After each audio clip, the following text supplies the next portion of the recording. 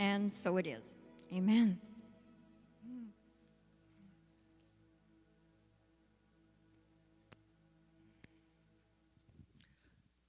Please stand for opening song, If I Had a Hammer.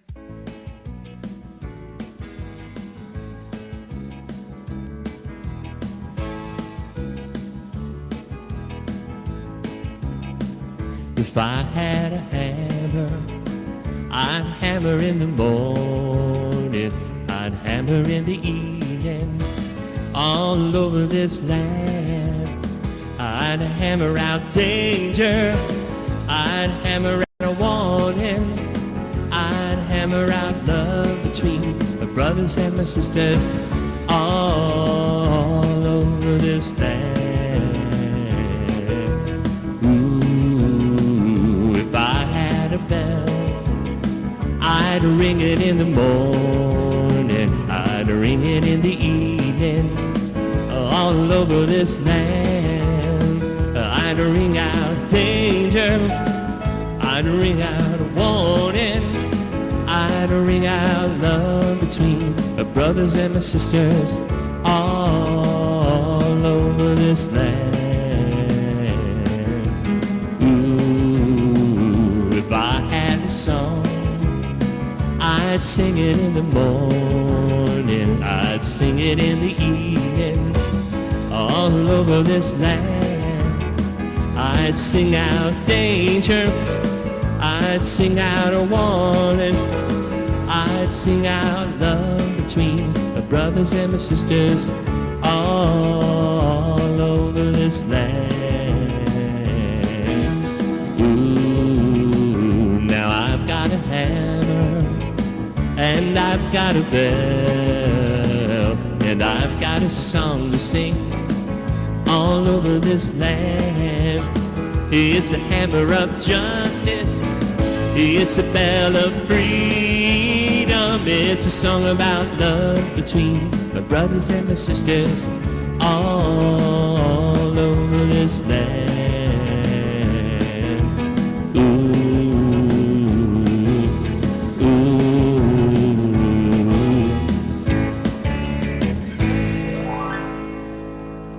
Thank you, Don. Please remain standing as we say our vision statement together.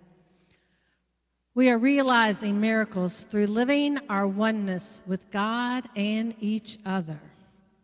And so thank you. You may have a seat. I should turn this down.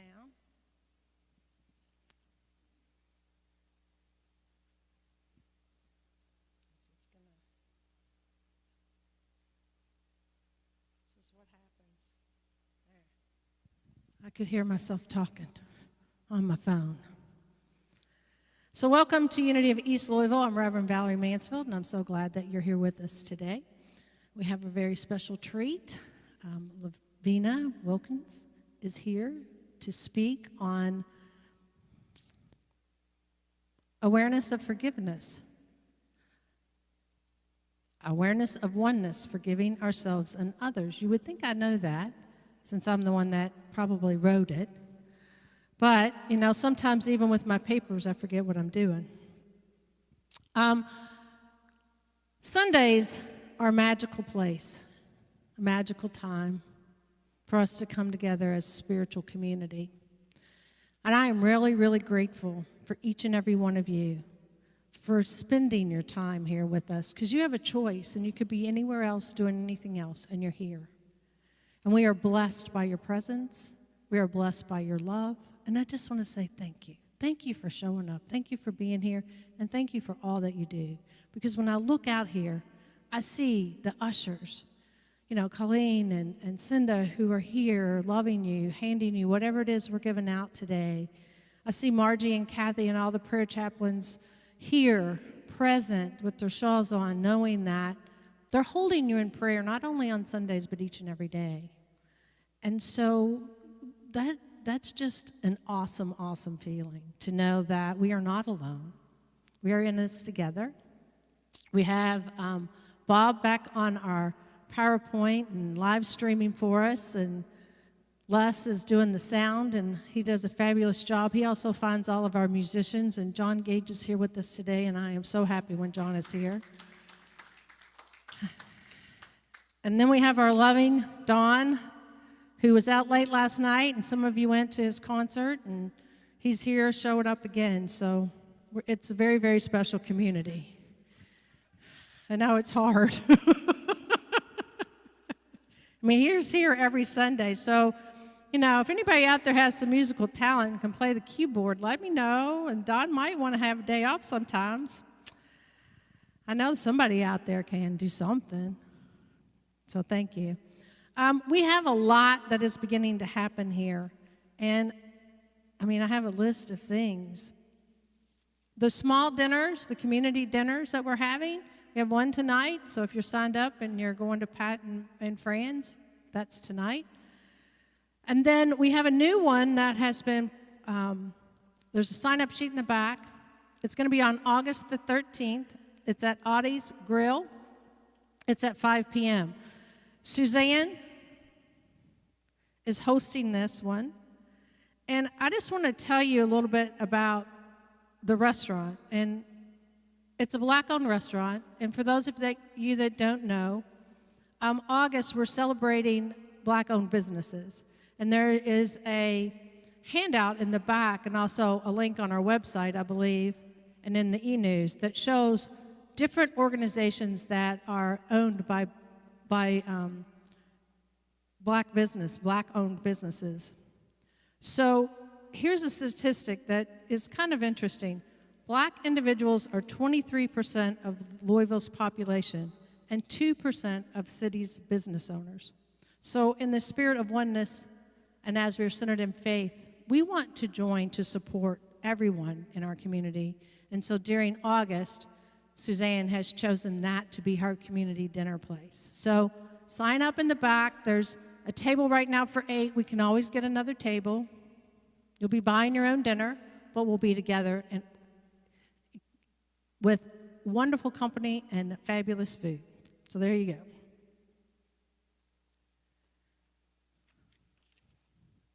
We have our prayer and healing service Wednesday night, 6:30 right here. I'll be here. On Friday night, July 22nd, and Saturday, July 23rd, Sandra Higgins-Smith, who is our LUT candidate, thank you, God, will be doing a class on Handbook of Positive Prayer. So we're really concentrating on expanding and moving ourselves out of our box in a prayerful way. So thank you. And there's a lot of other stuff going on. The Mary Hurst Back to School Drive has started. You can see the website and the newsletter to find out what they need, bring it in, and we'll make sure that it gets there. There's a basket underneath back there. You can put everything in there. All right, that's enough of that. If you're here for the first time, welcome. We love you. We bless you. And if you're here for the second time, thank you for coming back. And if you're one of the regular ones that show up on Sundays or just sometimes on Sundays, thank you, thank you, thank you. I love you. Okay, I'm going to try this. Y'all know I'm a very serious person, so doing a joke is not my thing, but I'm platforming. So I looked one up, and here it is. What did Adam say when he was asked his favorite holiday? Christmas Eve. All right. So if you're joining us online, take a moment to greet each other in love and light.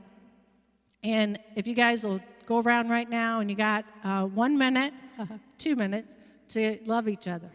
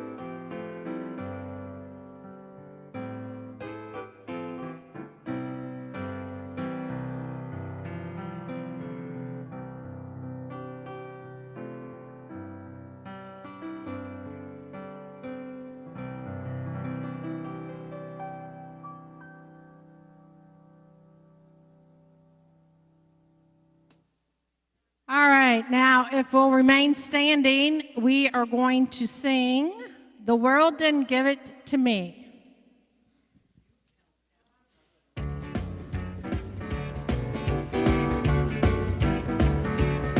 Well, this love that I have, the world didn't give it to me. This love that I have, the world didn't give it to me. This love that I have, the world didn't give it to me. The world didn't give it and the world can't take it away. Well, this joy that I have, the world didn't give it to me. This joy that I have, the world didn't give it to me. This joy that I have, the world didn't give it to me. The world didn't give it and the world can't take it away. Oh, this peace that I have, the world didn't give it to me. This peace that I have, the world didn't give it to me. Oh, this peace that I have, the world didn't give it to me. The world didn't give it and the world can't take it away.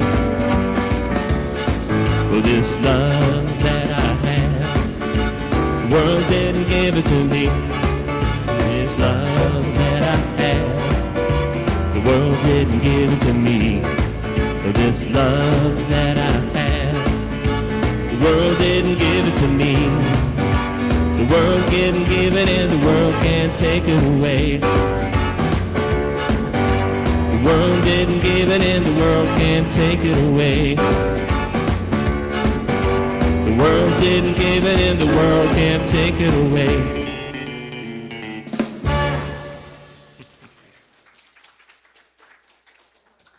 And now Carol's going to read our daily word.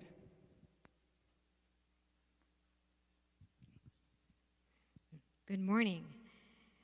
The word for the day is generous. As I give, I share God's abundance. The limitless resources of infinite spirit flow through my loving heart and clear mind as a never-ending supply of divine ideas. I always have all that I need to live abundantly, and I share my abundance with others joyfully and freely. I give generously of my resources, talents, and skills, happy to support those I care about. I am generous with praise, gratitude, and encouragement. I give generously of my time.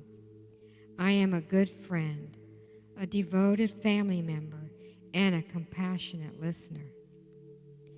Whenever I give without thought of reciprocation, I center myself in the divine flow. I am a grateful, trusting recipient of Spirit's unfailing generosity and a conduit through which all of God's blessings flow. From Proverbs chapter 11:25, a generous person will be enriched, and one who gives water will give water.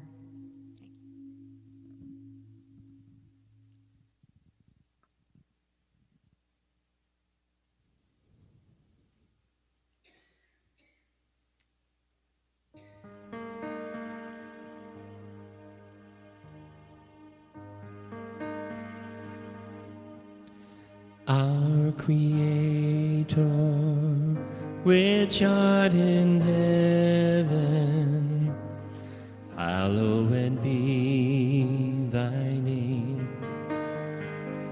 Thy kingdom come, thy will be done on earth as it is in heaven. Give us this day our daily bread, and forgive us our debts as we forgive our debtors. And lead us not in temptation, but deliver us from error. For thine is the kingdom and the power and the glory forever. Amen.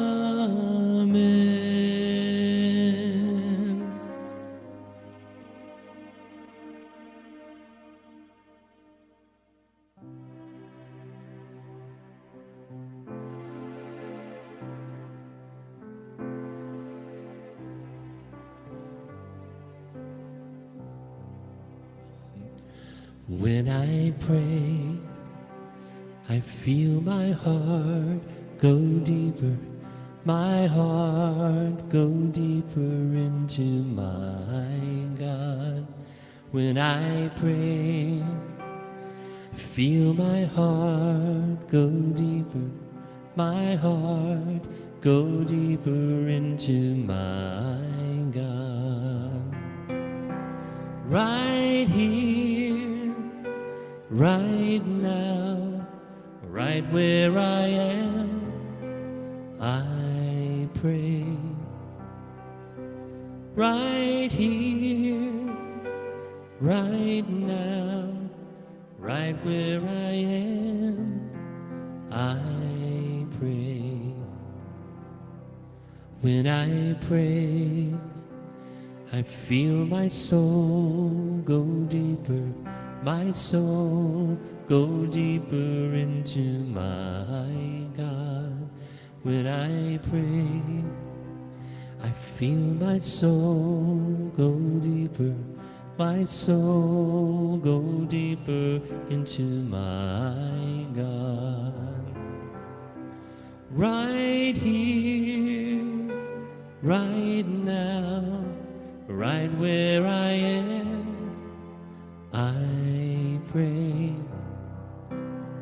Right here, right now, right where I am, I pray. When I pray, I feel my love go deeper, my love go deeper into my God. When I pray, I feel my love go deeper, my love go deeper into my God. Right here, right now, right where I am, I pray.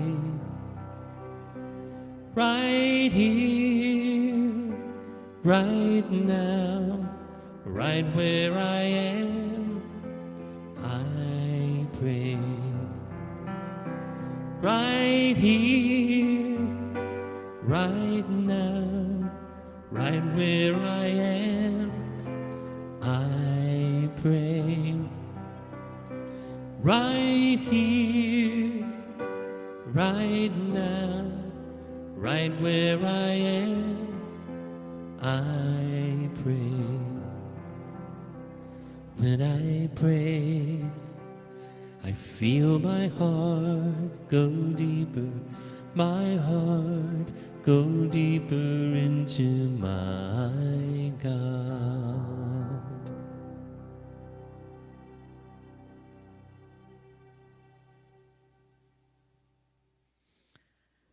And so now I invite you to take a moment and take a breath and let go of all the busyness of getting to church this morning, of greeting each other in love and light, and just be. Be still and know the presence is alive within you. When you pray, you connect to that infinite power that is alive and radiating from within.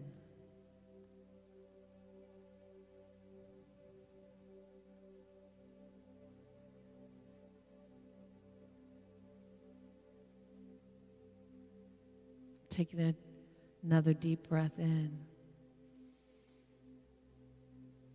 and letting go.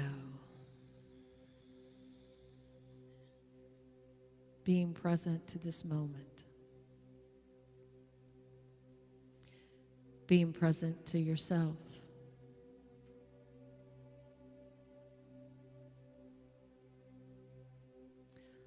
Letting go of thoughts and feelings which no longer serve you. Just for a moment.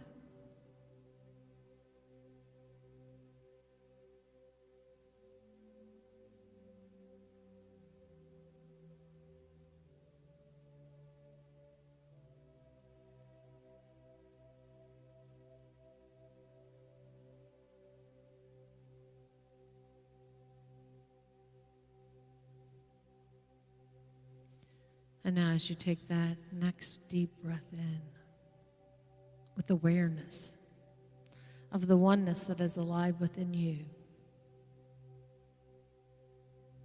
radiating that loving energy from the top of your head to the bottom of your feet and beyond. Feeling that magnificent vibration flowing in and through you, lighting up any darkness within yourself, within your world, within your family and friends. We accept right now that we are the light and the love. And it begins with me.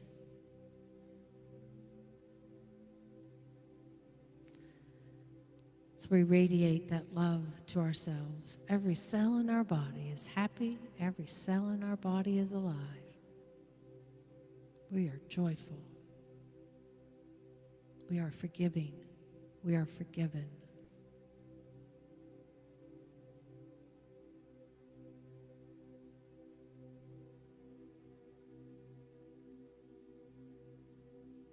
We feel the magnificence of life. We feel the love.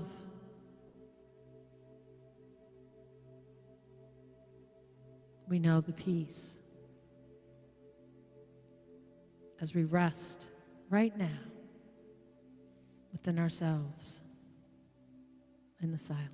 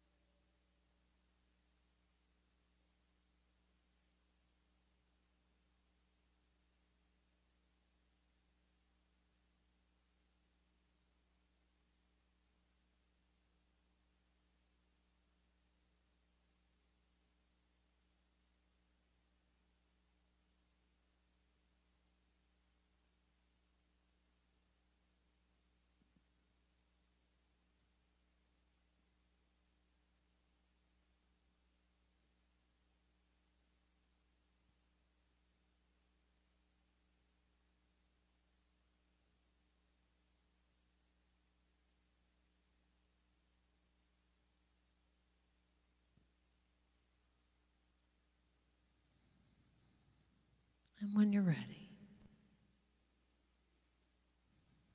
we come back to this moment with peace in our hearts, with love for ourselves,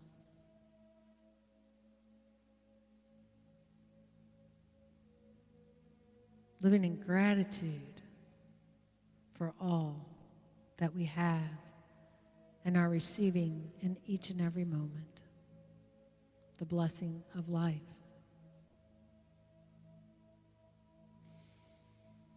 And so we feel the vibration flowing in and through us in this moment and every moment throughout our day, throughout our week.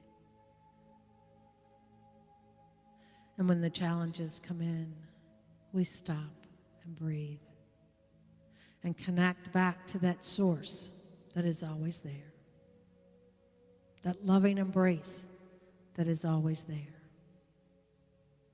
that peace that is you.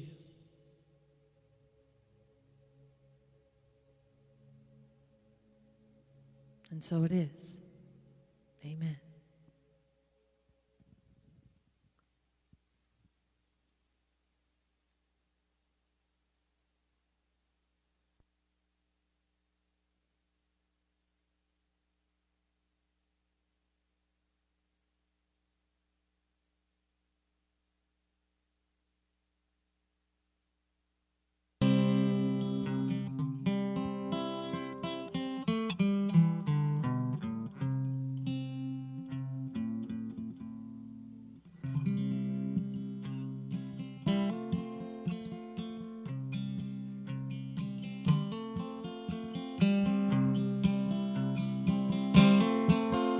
When my morning comes around,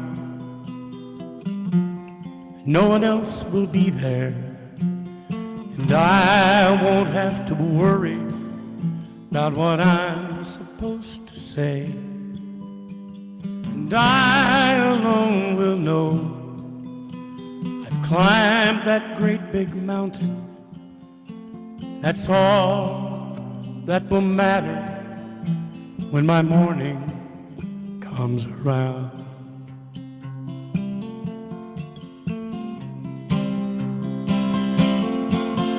When my morning comes around,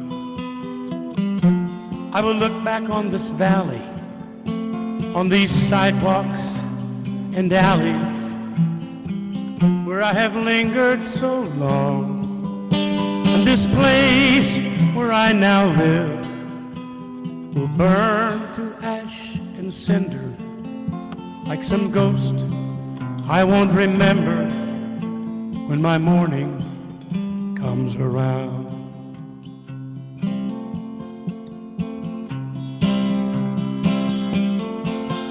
When my morning comes around,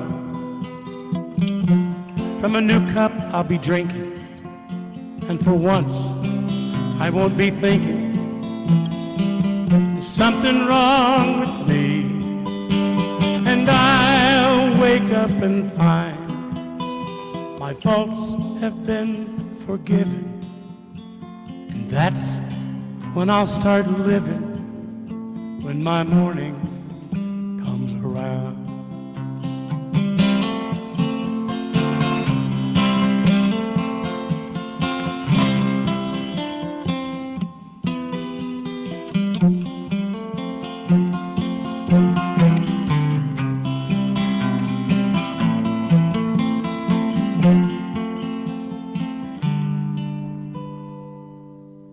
When my morning comes around, from a new cup I'll be drinking. For once I won't be thinking there's something wrong with me, and I'll wake up and find my faults have been forgiven.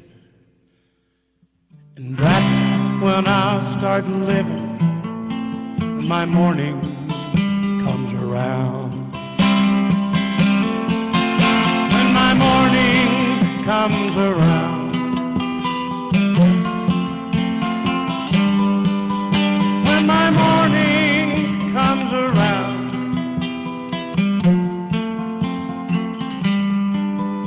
when my morning comes around.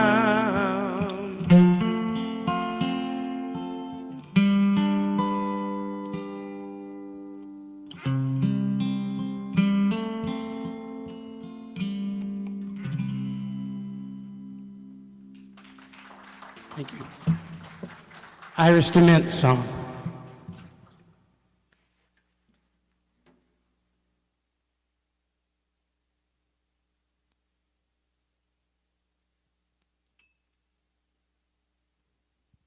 Thank you, John. You are always just a pleasure. Thank you. Good morning, everybody. I I appreciate all of you being here today and see you talk when we're looking at awareness of oneness and forgiving ourselves and forgiving others. I thought about our vision statement and what we said this morning. We are realizing miracles through living our oneness with God and each other. And consider, if you will, just for a minute, that our awareness of oneness is enhanced when we are able to practice forgiveness. And it can be challenging to be aware of our oneness if we are not able to forgive. And I mean forgiveness of others and forgiveness of ourselves. In my perspective, forgiveness of others and forgiveness of myself are two sides of the same coin. I cannot hold a grudge against somebody else and excuse myself for those same behaviors. And I can't forgive others and carry around the guilt about something that I said or did, or something that I didn't say or didn't do. And if I place that blame or carry guilt, then I'm really building this invisible wall that separates me from God, and it separates me from others. I truly do lose my sight of our oneness. And many of you who know me and you've heard me talk before, I've been on my own forgiveness journey for quite a while. This talk today, as I put it together, is about lessons. And it's not lessons learned, it's lessons learning, because I am certainly still a work in progress. And interestingly, as I'm writing this talk, Spirit, the universe, sent me back to the spiritual classroom to learn more about forgiveness.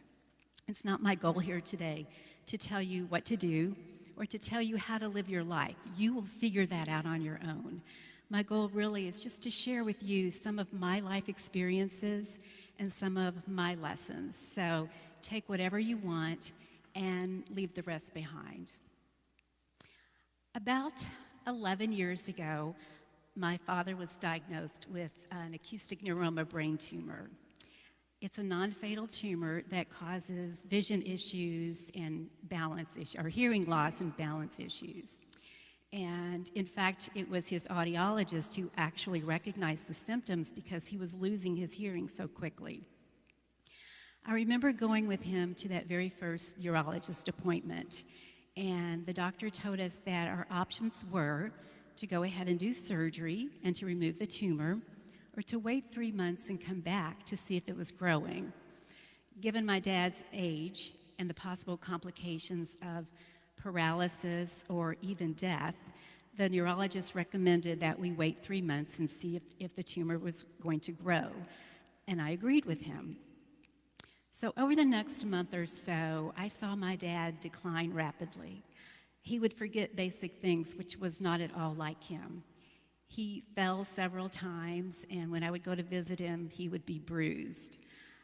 Despite several calls to the neurologist, they were not able to adjust his appointment and to see him earlier. So one day I got a call from the Walgreens he frequented. He had driven himself there, and he had fallen. I went to get him. I took him home. He was disoriented, and I was a little bit concerned that he may have injuries from his fall. So I called EMS, and they took him to the hospital. There we found that his tumor had grown significantly, and it was backing up his brain fluid, much like a stopped-up sink, which was causing his balance issues. He needed a shunt to drain the fluid. And although the hospital that the EMS took him to had several well-respected neurologists, my dad's doctor didn't practice there.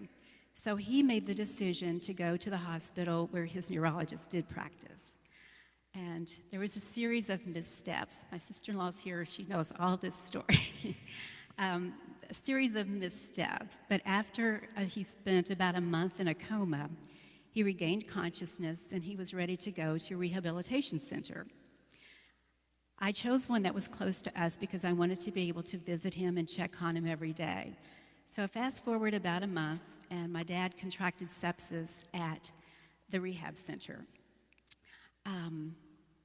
He was back in the hospital, and eventually on June 20th, 2011, at 6 a.m., the day after Father's Day, his organs completely shut down and his body left this earth. And that's when I started second-guessing all my decisions. What if I had agreed to have him have the surgery early on before the tumor started to grow? What if he had stayed at the hospital where the EMS took him instead of being transferred to the other hospital? What if I had chosen a different rehab center because that's where he contracted the sepsis? Would he still be with us? And this is one of but this is the guilt story I'm sharing with you today. At that time, I'd already been on my forgiveness journey, and I recognized, I knew the power of forgiveness and the immense benefits of forgiveness. I knew that forgiveness was the gift I gave myself, and I had been able to release negative feelings about past experiences, but I was having a very difficult time forgiving myself for decisions that I made. In his book, Radical Forgiveness, Colin Tipping says that there are facts, and then there's the story that we make up. And the example that he gives in his book is a father who was unable to show affection to his daughter. And so his daughter grew up thinking that her father did not love her, and therefore she was unlovable. Until she realized that her father was not able to show affection because of experiences in his early life. The facts were, her father didn't show her affection. The story she made up was that he didn't love her and she was unlovable. In my case, the facts were my dad had a brain tumor. The story I made up was that if I'd done something differently, he may not have succumbed to that tumor. And Louise Hay says that when we feel this guilt, when we have this guilt story, it's a sign that we need to heal. And the way that we heal our guilt is through self-forgiveness. I had to give up my guilt story. I had to stop judging myself. And someone very dear to me reminded me that I made the best decisions I could with the information I had at the time. If I'd made any other decision, the outcome possibly would have been the same, or it could have come more quickly.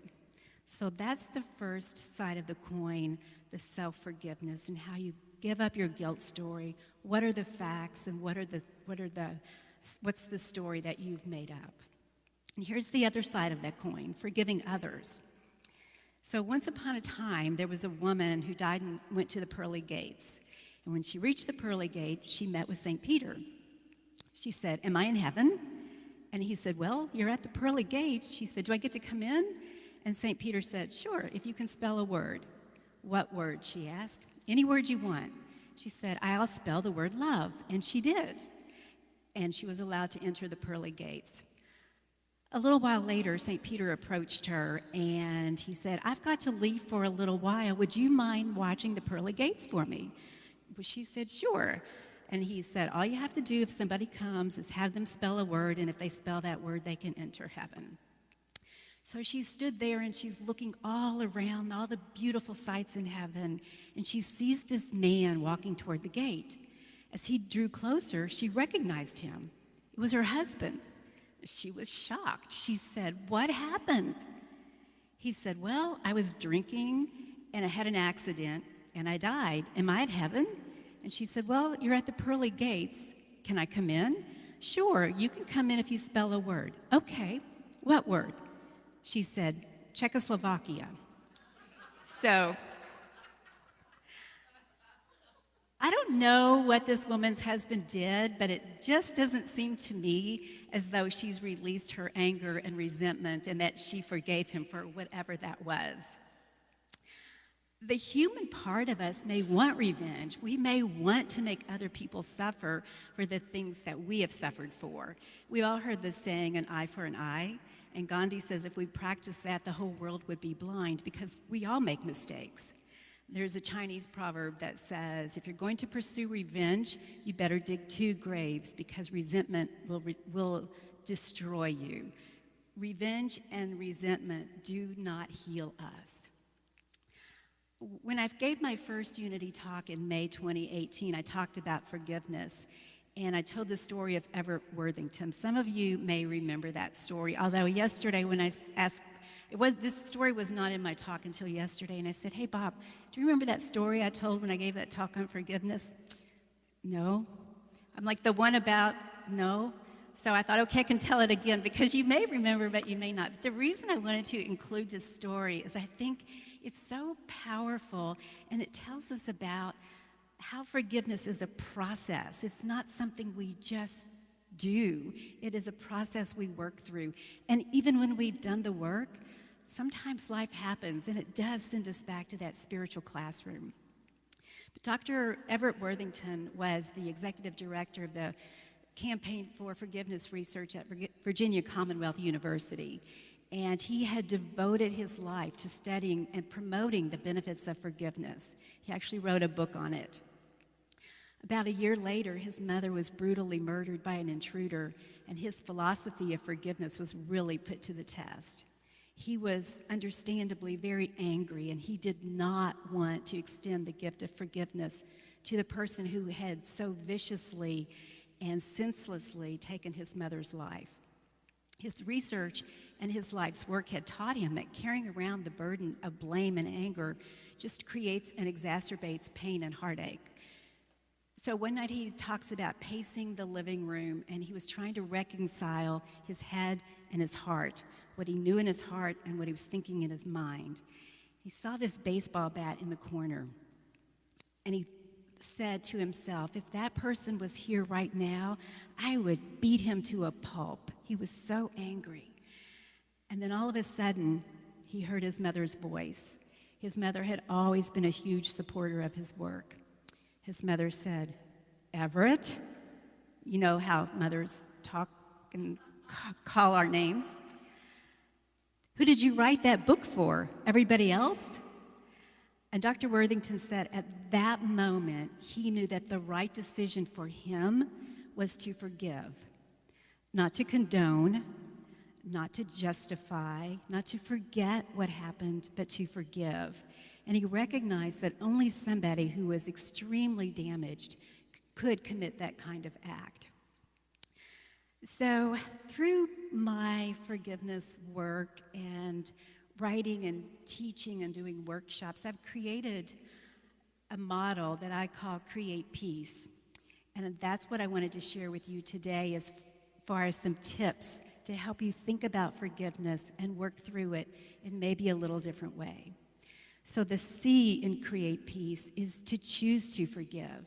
It's the very first step in the process. And forgiveness is a choice. It's a desire to give up and to no longer value our guilt story or no longer hold the anger and resentment that we feel towards others. Nelson Mandela, after being in prison for 27 years, said as he walked out of the prison door toward freedom, he knew in his heart that if he did not choose to forgive, if he did not choose to leave behind the anger and the hatred and the bitterness, that he would still be in prison. The R is for remembering, and this is sort of a conundrum for me, but the R is for remembering the emotion, remembering the pain, and remembering the distress that we're feeling, because we cannot heal until we process those emotions. In our humanness, we are emotional beings, and we may feel anger and resentment when we're hurt, or when trust is broken, or when others try to dull our sparkle. Wayne Dyer says that anger and resentment are like venom that course through our bodies after we've been bitten by a snake. It's not the bite that kills us, it's the venom. And you can remove the venom by feeling and expressing your anger and resentment.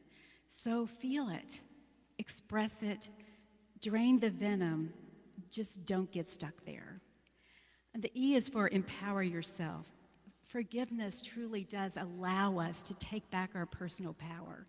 It's when we pitch a tent and we live in that anger and that hurt and the resentment, we are actually giving our power to the person who hurt us. We are allowing them to live rent-free in our heads, and we put bricks and build that invisible wall that breaks our connection to one another. It can be really difficult to see and to realize those miracles and live our oneness when we are holding on to that hot coal of resentment or guilt. The A is for apology. And A is for apology because don't allow your acts of forgiveness to be dependent upon apology. You don't need it. Forgiveness is not about the other person. Forgiveness is the gift you give yourself. And if you're waiting for an apology, what if the other person doesn't care that they hurt you? What if the other person doesn't know that they hurt you? What if the other person has made his transition from this world? You are never going to get an apology from a dead person. So don't allow what you're carrying and the burden of unforgiveness to be dependent on apology. The T is for transform, and that is you can truly transform your life by giving up your guilt story. We can't change what happened, but we can change our reaction to what happened. And when we continue to live in the past and we continue to tell our story, we continue to talk about the hurt and the grievance, we're dragging around this big, huge, smelly bag of trash. Everywhere we go, it's going right along with us. And then I know people every now and then will take out a piece and show it and say, look at this, isn't it awful what somebody did to me? Or isn't it awful what I did? And I'm so sorry, but I can't get past this. In Unity, one of our principles is that we create our experiences through our thinking, and our beliefs become our reality.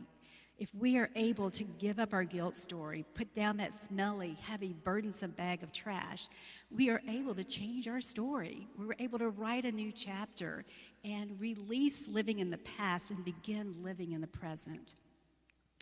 The E is to expect change. You cannot fill your cup with peace and joy and love and contentment and harmony and oneness if it's already overflowing with anger and bitterness and guilt and resentment.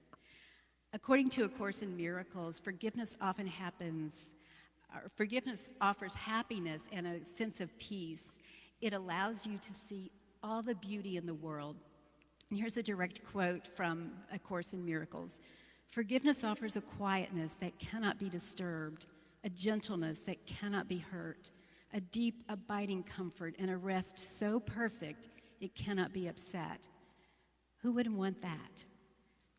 And the P is for persist. Forgiveness is not a one-time process. It takes time. We go through the steps over and over again, and then we go back through the steps, and we take a step back and 2 steps forward. There isn't a time limit, and it's really just about the progress that we're making. Sometimes, depending on the consequences or the circumstances, we forget that we are this beautiful soul created in the image of God. And as a result, we may have lost our self-confidence. Since our beliefs do become our reality, be careful and observe your thoughts, observe any self-talk, and just release that. Keep reminding yourself that you are an amazing person. You have unlimited potential, and there is a reason you are here on this earth. You have a true purpose in life. As I was writing this talk and doing some research, I found a page on our unity.org website, and it's filled with amazing quotes and affirmations. And one that I found that really resonated with me is, I am aware of the presence of love within me, healing and restoring my soul. And one reason I really like this is because it shifts my attention to love. And when I focus my attention on that love, that's when I feel the sense of peace and harmony and oneness that I desire. And the final E is empathy. Or I don't think that's the final E. It's not even the final E. It's just an E. It's empathy. And empathy doesn't mean that we are condoning or justifying what happened. It's not sending a message to anybody that what happened is okay. But sometimes it's important for me to consider what happened in that person's life to cause them to act or behave the way that they have. And I know that's easier said than done. I've also shared this quote with you before, but to me it reminds me of the power of forgiveness and empathy. And Martin Luther King said, "He who is devoid of the power to forgive is devoid of the power to love." But the rest of that quote is, there is some good in the worst of us, and even the best of us miss the mark sometimes. And when we can discover this and know this, we are less prone to hate our enemies. The A is for advocate. Just advocate for people. For me, being able to share my experiences and talk about this may help somebody to begin or move on toward their forgiveness process. And to me, that helps me probably more than them. The C is co-create. We are co-creating our lives with Spirit, and for me, there's such immense joy in knowing that Spirit is right beside me every step of the way, my constant companion in this co-creation process called life. Here's the final E, enlightened. And I am enlightened by knowing, the absolute knowing, not thinking, not believing, but the absolute knowing that I don't have to remain stuck in victimhood. The knowing that I have the power to transform my experience by letting go of those things that no longer serve me. I am a spiritual being on a spiritual journey, and there is not one single person or one single experience that can take my good from me.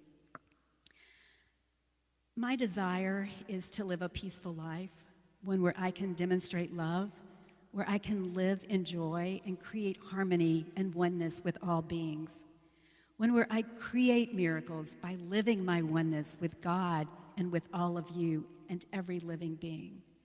And for me, the only way that I can find this freedom and this wholeness is to forgive. The only way that I can create my peaceful life and to live in harmony with everybody and everything is to forgive others and to forgive myself. So today I want to just leave you with some thoughts by Dr. Gerald Jampolowski, a medical doctor who wrote the book, Forgiveness is the Greatest Healer of All. A medical doctor who wrote the book, Forgiveness is the Greatest Healer of All. Not medication, forgiveness. He says that forgiveness is truly transformational. And when we are able to remove the blocks of guilt, anger, resentment, and revenge, we can experience joy, peace, love, happiness, and oneness beyond our wildest dreams. Forgiveness is the bridge to experiencing oneness with God and with every other being. Forgiveness has the power to change everything. It brings us joy where there's sorrow. Forgiveness brings us peace where there's turmoil. And forgiveness brings us gladness where there's anger. Today and for the rest of your days, may your hearts be overflowing with love, peace, joy, contentment, harmony, and the knowing that we are one. So thank you.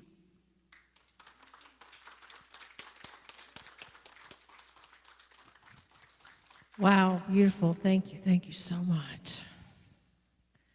And so now as we take our time to give our gifts of love, as Lavina has shared her words of wisdom with us today, we take these gifts into our hands and we say our prosperity affirmation together. Divine love through me blesses and multiplies all that I am, all that I have, all that I give, and all that I receive. And you can go online and make a donation at unityoflouisville.org, or you can text at 844-558-0521 or mail a check to 740 Harrods Creek Road. There you go.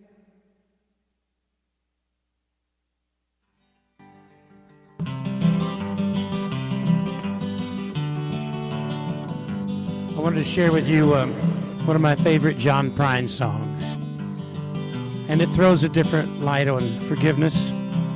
It brings in an element of whimsy and humor. And I think Divine Spirit calls to us sometimes to lighten up and be whimsical.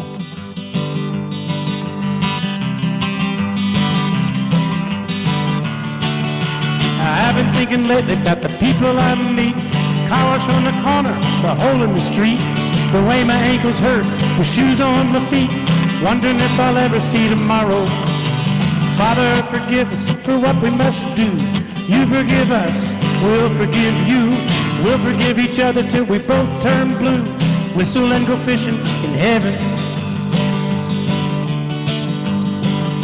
Well, I was in the army, but I never dug a trench.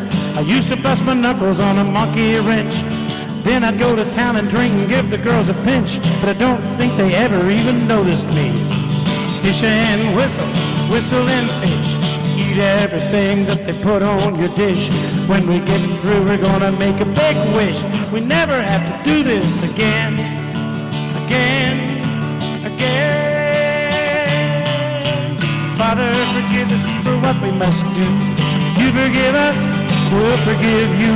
We'll forgive each other till we both turn blue. Whistle and go fishing in heaven.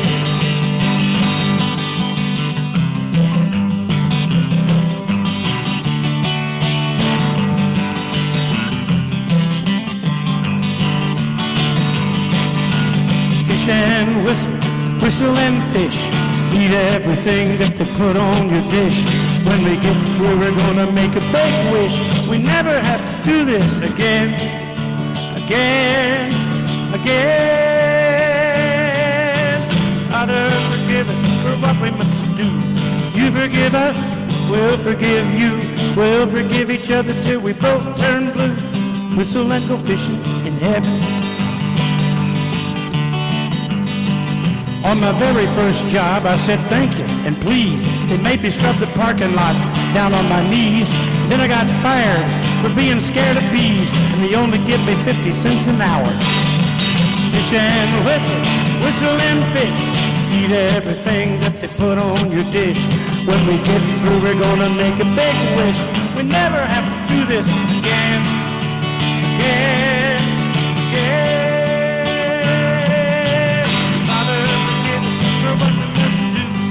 Forgive us, we'll forgive you. We'll forgive each other till we both turn blue. Whistle and go fishing in heaven. Whistle and go fishing in heaven. Whistle and go fishing in a heaven.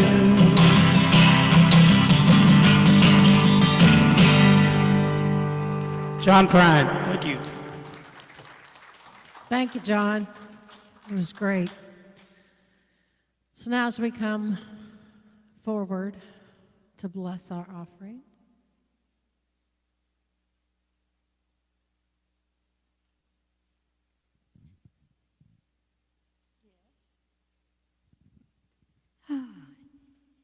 As we bless these gifts, we just say thank you.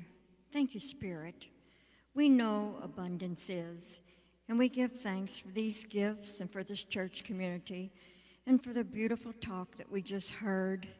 For all that we gain each Sunday that we come here, we are so grateful. And we say, thank you, Spirit, all is well. And so it is. Amen. All right, and now the chaplains stay here and stand up and come up front. They're here to pray with you. So if you want to pray with someone after church, one of these fine, beautiful souls are here to pray with you. And now we're going to have our prayer for protection. Do we have any children? No? Okay. So we're going to do our prayer for protection, and then we'll do our peace song. Together, the light of God surrounds us. The love of God enfolds us. The power of God protects us. The presence of God watches over us. Wherever we are, God is, and all is well. Thank you.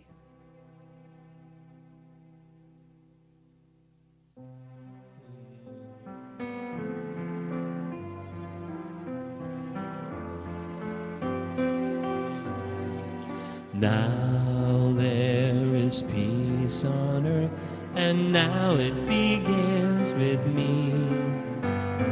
Now there is peace on earth, the peace that was meant to be.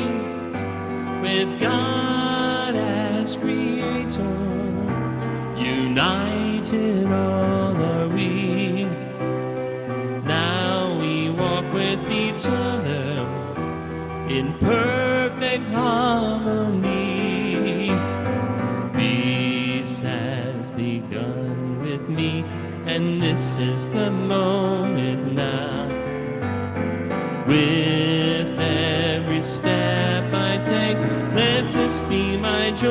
joyous vow to take each moment and live each moment in peace eternally. Now there is peace on earth